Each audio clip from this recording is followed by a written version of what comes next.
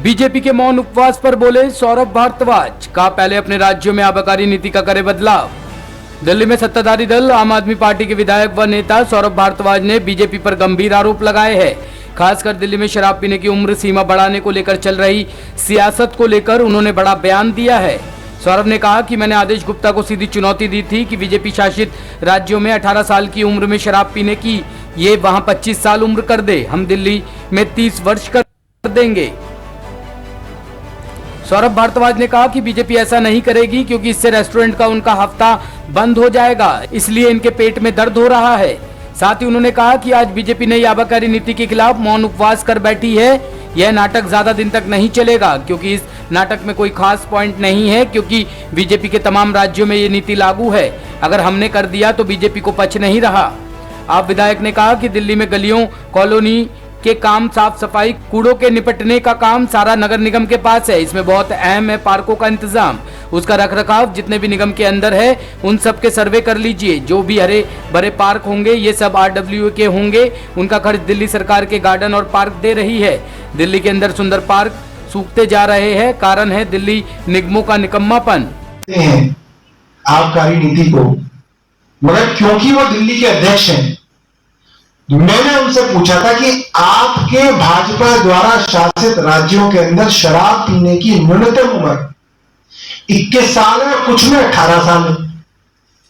गोवा है, कर्नाटक है, उत्तर प्रदेश है, उत्तराखंड है, उत्तर प्रदेश है। आप अपने राज्यों में शराब की न्यूनतम उम्र बढ़ाकर 25 कर दीजिए, हम 30 कर देंगे। आप करिए तो सही। आपके राज्यों में 18 साल उम्र है, यहां पे आप 21 साल में भी आपको पेट में दर्द है। कारण समझिए आप, इसका कारण क्या है?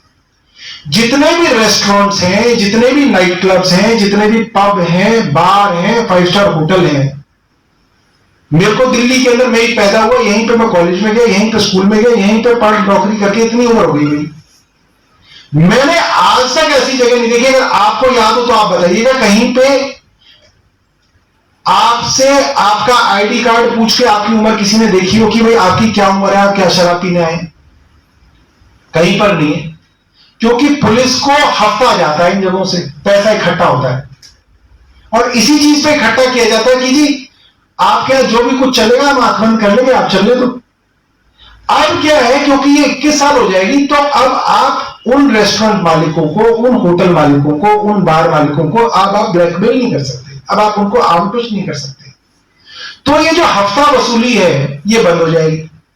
ये भाजपा की परेशानी है, क्योंकि जाहिर सी बात है, पुलिस का क्या है, पुलिस तो इकट्ठा करती है, ऊपर जाता है। तो इनकी समस्या सिर्फ इतनी है कि जो पैसा आता था वो आना बंद हो जाएगा। हम तो चुनौती दे रहे हैं, आप अपने राज्यों में कर दो ना, हम भी कर देंगे। उसके बारे में कोई बात नहीं करते। कभी गांधी जी के पास क्यों जाते हैं, मुझे ये भी समझ में नहीं आता।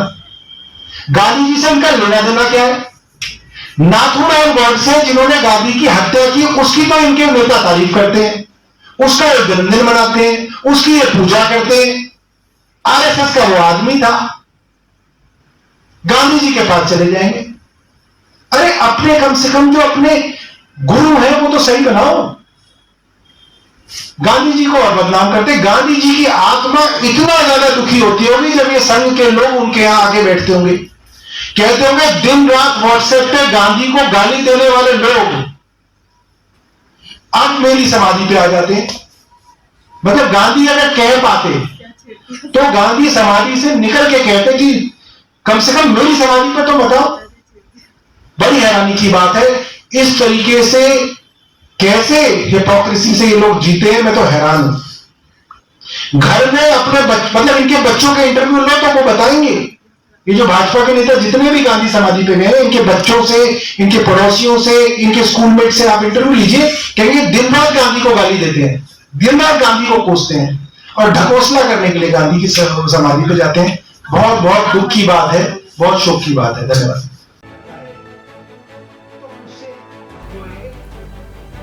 टॉप स्टोरी ब्यूरो के लिए दिल्ली से रवि डालमिया की रिपोर्ट।